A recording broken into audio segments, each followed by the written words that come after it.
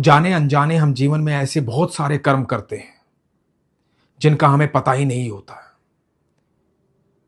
तो ऐसे कर्मों के बीच में किए गए गलत कर्म जिनका हमें आभास ही नहीं है, जिनके बारे में हमें पता ही नहीं है, तो क्या उनकी सजा भी हमें मिलती है? आइए इस प्रसंग से समझते हैं कि किस कर्म की सजा हमें मिलती है और किसका फल हमें किस प्रकार मिलता है।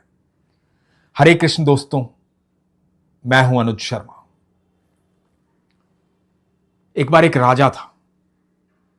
उसकी आदत थी सब साधु संतों को, सब ब्राह्मणों को, सब जरूरतमंदों को, सबको भोज करवाना। बड़ी मदद करता था लोगों की, बड़े अच्छे हृदय का था। उसे आनंद आता था दूसरों की सेवा करने में। तो दूर दूर से साधु महात्मा संत आते थे उसके यहां भोज प्राप्त करने के लिए। एक दिन हुआ यूं, ऐसे ही साधु संतों का भोज था। खुले में भोज था। जहां भोज था वहां से थोड़ा सा दूर ही रसोइया बैठा हुआ था, हलवाई बैठे हुए थे और भोज की तैयारी चल रही थी। भोज बन रहा था। अचानक से हुआ यूं, आसमान में एक चील एक सांप को अपनी चोंच में पकड़ कर ले जा रहा था। वो सांप उस चील का भोज था। वो उसे पकड़ कर ले जा रहा था। इसी बीच सांप ने अपने आप को छुड़ाने की कोशिश की। कोशिश करने में उसने चील को डस लिया तो चील ने चोंच से उसको और जोर से दबा दिया। इस आपाधापी में सांप के मुख से जहर टपका और वो जहर टपका रसोइये की उस कढ़ाई में जिसमें साधु संतों के लिए भोज तैयार हो रहा था। रसोइये को इस बात का पता भी नहीं लगा। उसके बाद वो भोज परोसा गया। साधु संतों, ब्राह्मणों, भिक्षुओं सबने भोज ग्रहण किया। भोज ग्रहण करने के बाद उस विष के कारण कईयों की मृत्यु हो गई, कई बीमार पड़ गए। राजा अचंभित था। राजा की समझ में ये बात नहीं आई। रसोइया भी अचंभित था। रसोइयों को भी ये बात समझ में नहीं आई। इधर जो देवगण थे उन्होंने ठाकुर जी से पूछा कि प्रभु एक बात बताइए, इस अपराध की सजा किसको मिलेगी? क्या उस चील को जो सांप पकड़कर ले जा रहा था? वो तो अपने परिवार की भूख मिटाने के लिए उस सांप को पकड़कर लेकर आया था।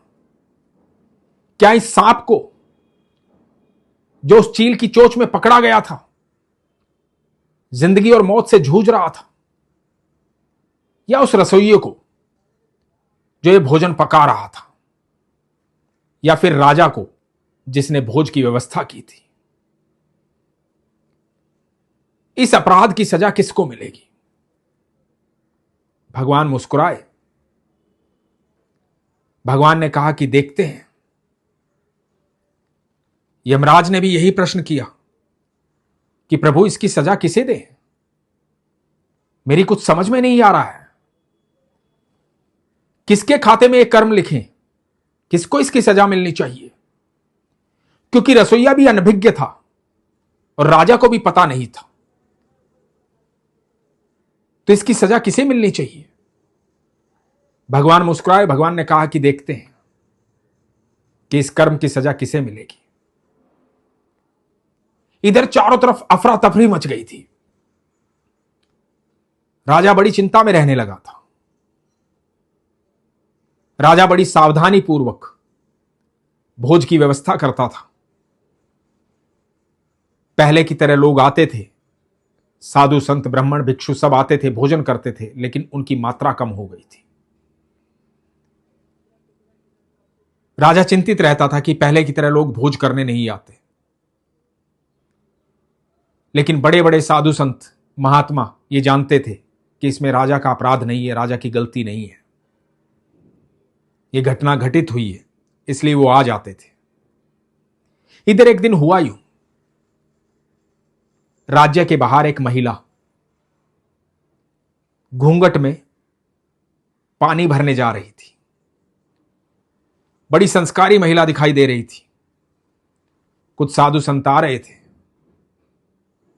उन्होंने पूछा कि हमें राजा के महल जाना है, राजा के भोज में सम्मिलित होना है, क्या आप हमें राह बताएंगे? तो उस महिला ने कहा कि हां बिल्कुल महाराज, और उसने उनको राह बताई। जब वो साधु संत उस राह पर चलने लगे तो ये महिला जोर से हंसी और ठहाका मार करके बोली, सुनो महाराज, एक बात का ध्यान रखना, भोज करने तो जा रहे हो, आजकल कमी ऐसा होता है कि राजा के यहां से कोई जीवित वापस आ जाए। सुना है राजा भोज में विष मिलाता है। कई साधु संतों को मृत्यु की प्राप्ति हुई थी वहां, कई लोग मारे गए थे। तो राजा के भोजन पर भरोसा मत करना, देख लेना जैसा आपको करना हो। सेवक नहीं है राजा, हत्यारा है, हत्यारा। और कह करके जोर जोर से हंसने लगी। बोली बाकी आपकी मर्जी है, जैसा आपको करना वैसा करो। और हंसते हुए आगे बढ़ने लगी। भगवान श्री कृष्ण ने यमराज को कहा, तुम कर्मों का हिसाब लिख रहे थे ना, तो लिखो, इस कर्म की सजा, इस ब्रह्म हत्या का अपराध इस महिला ने किया है, इसे इसकी सजा मिलेगी। तो यमराज और देवदूतों ने पूछा कि प्रभु ऐसे कैसे? यह महिला तो उस समय वहां थी भी नहीं। जिस समय भोज में विष मिला था, जब ब्राह्मणों ने भोजन प्राप्त किया था, तो यह महिला तो वहां थी भी नहीं, और ये किसी भी प्रकार से कर्म में भागीदार नहीं थी। ना चील ये लेके आई थी, ना सांप ये लेके आई थी, ना रसोईया ये थी, ना राजा ये थी। इतने दिनों बाद इसको इस अपराध की सजा कैसे मिलेगी? तो भगवान श्री कृष्ण ने कहा, इस कर्म का आनंद सिर्फ इस महिला ने लिया है। इस कर्म के आनंद को इसने प्राप्त किया है, इस कर्म के रस को इसने प्राप्त किया है। ये जो कुछ भी घटित हुआ था, चील को इसके बारे में पता नहीं था। सर्प अपनी जान बचा रहा था, चील अपने बच्चों के लिए भोजन ले जा रहा था, रसोईया भी कुछ नहीं जानता था, और राजा भी कुछ नहीं जानता था। रसोईया इस बात से दुखी था कि अपराध हुआ कैसे, राजा भी इस बात से दुखी था। वो चैन से उस दिन के बाद सो नहीं पाया कि अपराध बना कैसे। तो इनमें से किसी ने अपराध नहीं किया था, किसी ने उस कर्म का आनंद नहीं लिया था, कोई इस बात से प्रसन्न नहीं था कि यह घटना घटित हुई है। कुछ ब्राह्मण मारे गए हैं, कुछ साधु संत बैकुंठ चले गए हैं, भोजन में विष था। किसी ने इस बात का मजाक नहीं उड़ाया, किसी ने इस बात का आनंद नहीं लिया। लेकिन यह महिला उस घटना का आज भी आनंद ले रही है,